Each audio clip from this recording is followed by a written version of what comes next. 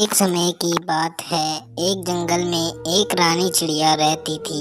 रानी चिड़िया बहुत गरीब थी।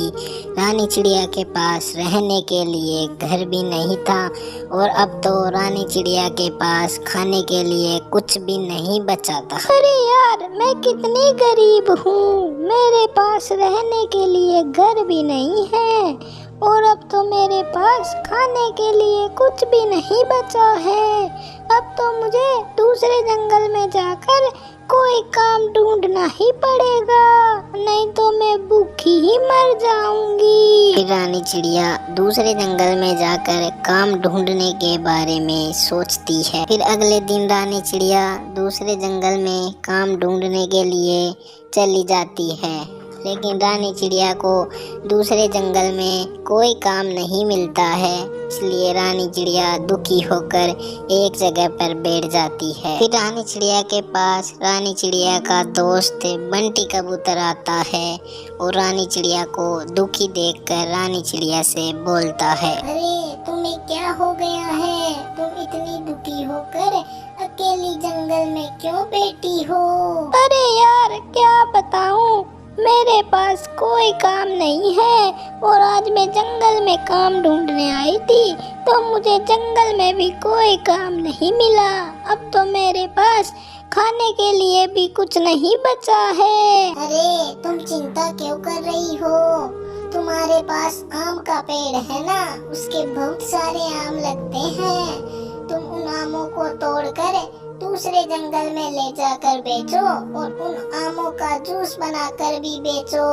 वैसे भी तुम्हें आमों का जूस बहुत अच्छा बनाना आता है। तुम्हारा बनाया हुआ आमों का जूस बहुत ज्यादा बिकेगा क्योंकि ये गर्मी का सीजन चल रहा है और तुम बहुत पैसे कमाओगी। अरे हाँ यार, तुम बिल्कुल सही बोल रहे हो।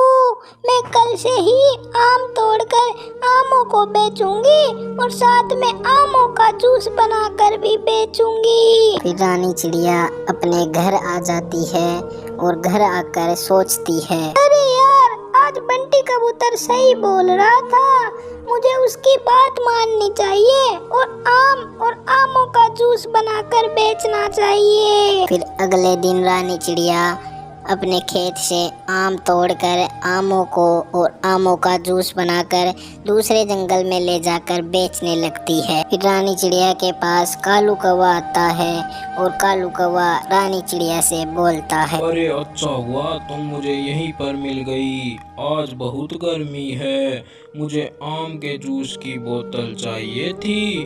तुम ये बताओ, आम के जूस की बोतल कितने रुपए की दे रही हो और आम कितने रुपए किलो दे रही हो? अरे तुम चिंता मत करो, मैं आम के जूस की बोतल सिर्फ 30 रुपए की दे रही हूँ और आम सिर्फ 20 रुपए किलो दे रही हूँ। इतने सस्ते आम और आम का जूस आपको कहीं पर भी नहीं मिलेगा। अरे हाँ, तुम तो सच में आम और आम के जूस की बोतल बहुत सस्ती दे रही हो।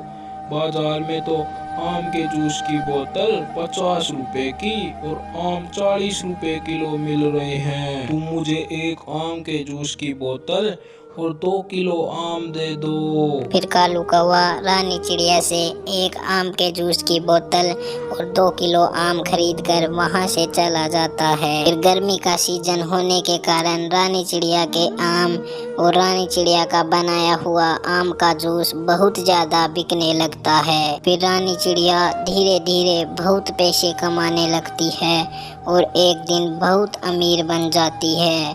फिर रानी चिड़िया अपने लिए एक नया घर भी खरीद लेती है और उस घर में खुशी से रहने लगती है। दोस्तों, हमें इस कहानी से यह शिक्षा मिलती है कि हमें कभी भी हार नहीं माननी चाहिए और लगातार मेहनत करनी चाहिए। हमें सफलता जरूर मिलेगी।